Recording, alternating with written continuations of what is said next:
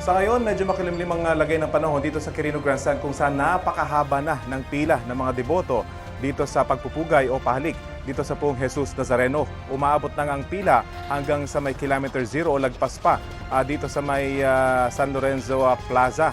Paikot na yan at sa gitnang bahagi ay nagkakaroon na ng ahas. Ang sinasabi nila, nagkakaroon na ng ahas. So paikot-ikot na yung pila para naman hindi ganun kahaba yung kailangan lakarin ng mga deboto. Sa ngayon ay makulimlim ang panahon, hindi naman tirik ang araw pero may mga nakapayong dahil talagang maalinsangan yung lagay ng panahon.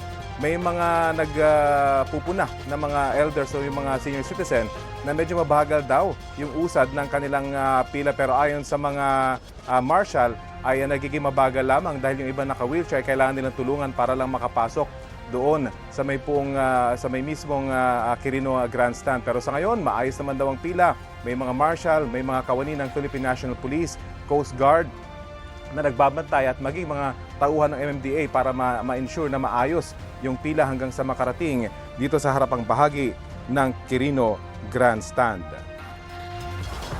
Pansamantalang isasara ang ilang kalsada sa Maynila para sa prosesyon ng Poong Jesus Nazareno bukas.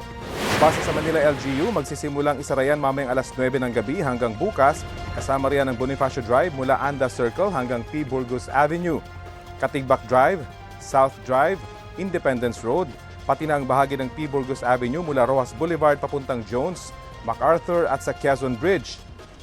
Isasara rin ang Finance Road mula P. Burgos hanggang sa Taft, Maria Orosa Street mula TM Calao hanggang P. Burgos, Taft Avenue mula UN Avenue hanggang P. Burgos, Romualdez Street mula UN Avenue hanggang Ayala Boulevard at Ayala Avenue sa parte ng Taft hanggang Romualdez Street.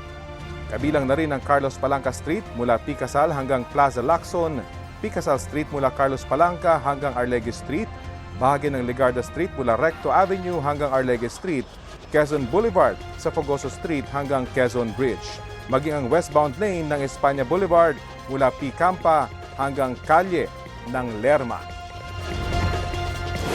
Isinailalim na ng Department of Health sa Code White Alert ang lahat ng ospital sa Metro Manila, Central Luzon at Calabarzon bilang paghahanda sa pista ng Poong Jesus Nazareno. Ibig sabihin po niyan, dapat nakahanda ang mga pasilidad at medical personnel para maging mabilis ang pagtugon sa mga emergency o insidenteng may kaugnayan sa kalusugan sa inaasahang malaking pagtitipon. Magtatalaga rin ng medical teams at health stations ang DOH, katuwang ang ilang ahensya at lokal na pamahalaan sa ruta ng prosesyon kabilang ang Quirino Grandstand. Pinapaalalahanan din ang mga deboto na kung masama ang pakiramdam, huwag munang lumahok sa prosesyon. Siguraduhin din ang pag-inom ng sapat na tubig, pagsusuot ng komportabling damit at para maiwasan ang heat stroke, limitahan ang pagbibilad sa init. Tatagal ang Code White Alert ng DOH hanggang sa Biyernes, January 10. Hinahanap pa rin ang driver ng jeep na nakabanggaan ng isang ambulansya sa Quezon City kagabi. 7 ang sugatan sa insidente.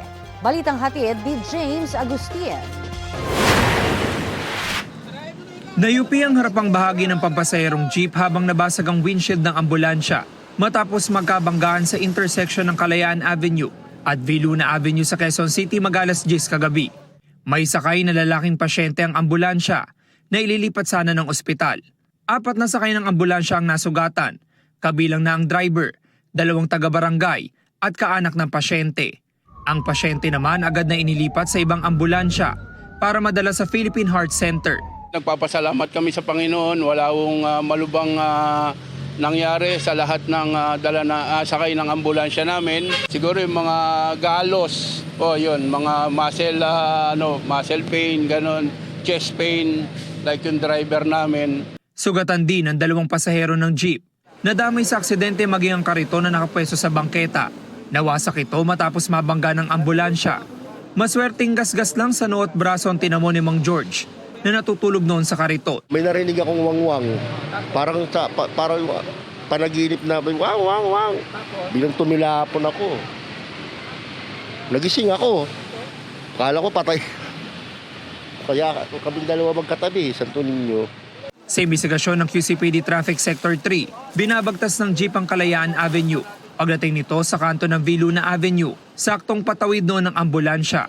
Sa kabuuan, 7 ang nasugatan sa aksidente. Patuloy namang hinahanap ng mga otoridad ang tumakas sa driver ng jeep. James Agustin nagbabalita para sa GMA Integrated News.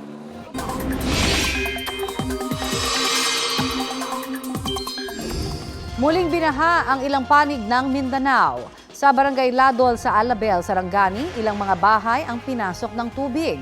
Rumagasarin ng baha na may kasamang mga bato at putik hanggang sa National Highway. Ilang residente ang sinaklolohan ng mga otoridad. Umapaw rin po ang tubig sa ilang bahagi ng Coronadal South, Cotabato. Ang mga motorista nagdahan-dahan sa pagbaybay sa kalsada na nagbistulang ilog. Ang ilan naghanap ng alternatibong ruta. May naitala rin pong landslide sa nasabing lungsod. Isang backhoe ang nahulog sa bangin dahil sa pagragasa ng tubig mula sa bundok at pagguho ng tinutungtungan nitong lupa. Wala namang naiulat na nasaktan. Ayon sa Pag-asa, mga local thunderstorm ang nagdulot ng masamang panahon sa Mindanao.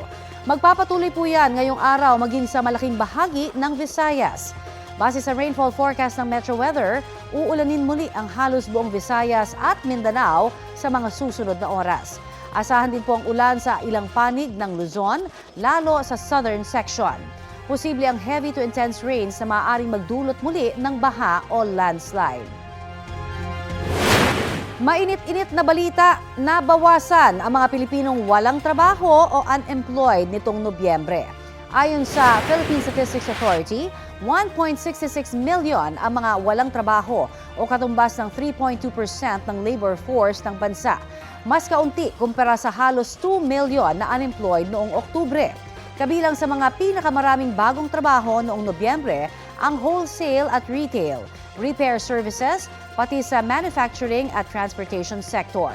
5.53 million naman ang mga underemployed noong Nobyembre. Sila yung mga may mga trabaho pero mas mababa sa kanilang kakayahan o kaya'y nakukulangan sa kanilang kita.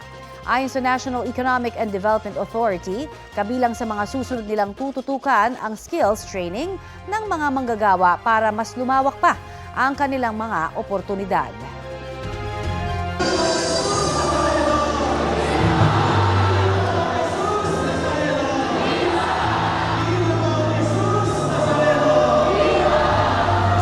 Kumustahin natin kung gaano nakahaba ang pila sa mga gustong lumahok sa pagpapugay o pahalig dito sa Quirino Grandstand. May ulat on the spot si Oscar Oida na nasa kabilang bahagi nitong Quirino Grandstand. Oscar? Yes, Rafi, kahapon nag-live rin tayo dito sa Balitang Hali, dito sa Quirino Grandstand, kaparehang oras. At kung kahapon, nasa 300 meters pa lamang yung haba ng pila mula dun sa entablado kung saan nangyayari yung pagpugay o pahalik hanggang sa bago sumapit ng Roas Boulevard. Ngayon, ito talagang literal ng abot ng Roas Boulevard.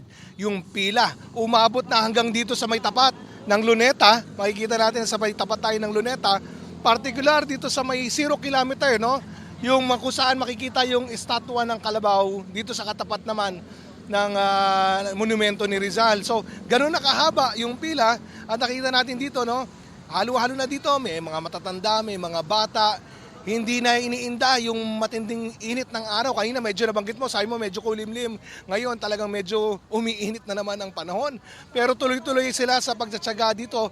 Makakaabot lang, no, doon sa Poong Jesus Nazareno para personal na makapanalangin, mahawakan, makapagpunas, no? Kaya alamin natin, ano ba yung mga pinagdarasal niyo, sir?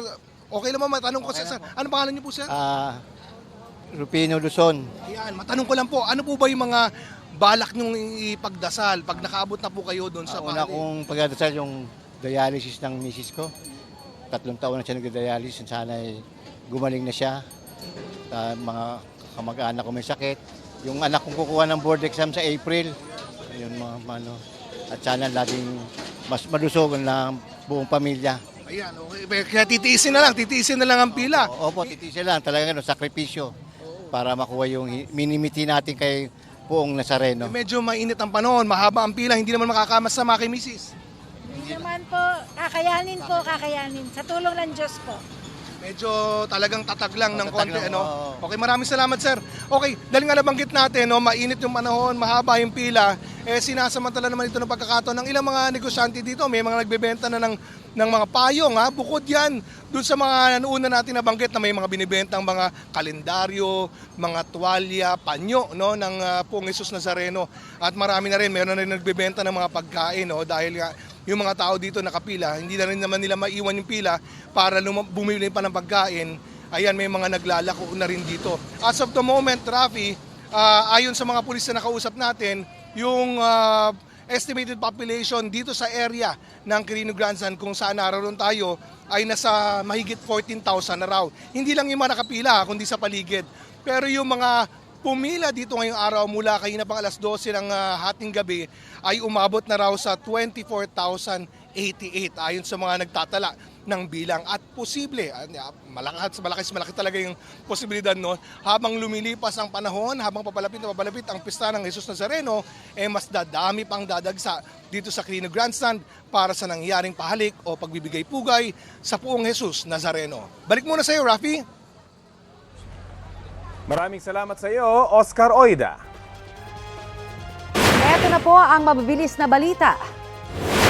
Nagbanggaan ang dalawang bus sa EDSA busway sa bahagi ng Main Avenue sa Quezon City kaninang umaga. Ayon sa ulat ng Super Radio DZBB, magkasunod ang dalawang bus. Bumangga raw sa likurang bahagi ng isang bus ang kasunod nitong bus at nahagip pa ang isang SUV. Ang nakabanggaang bus, basag ang harapang salamin. Ayon sa driver ng bus, nawalan siya ng preno kaya sinubukan niyang ikabig pakaliwa kaya tumama naman sa bus at SUV. Wala namang naiulat na sugatan sa insidente. Nagpabigat po yan ng trapiko sa EDSA southbound hanggang sa matanggal ang dalawang naaksidenteng bus. Mahigit 30 sasakyan ang natikita ng MMDA ngayong araw sa clearing operation sa ilang kalsada sa Quezon City. Kabilang po dyan ang dalawang armored car na nakahambalang sa bangketa sa Quezon Avenue. Hinatak naman ang isang sports car at ilan pang mga nakaparadang sasakyan sa gilid ng mga kalsada sa Dapitan sa Maynila. Pati ang isang ambulansya na pinarada naman sa poste na may karatulang no parking, tow away zone. Hindi raw yan ang unang beses na natikitan ang ambulansya. Isa pang ambulansya ang natikitan din. Sinita rin ng mga otoridad ang ilang nagtitindang sinakop na ang bangketa.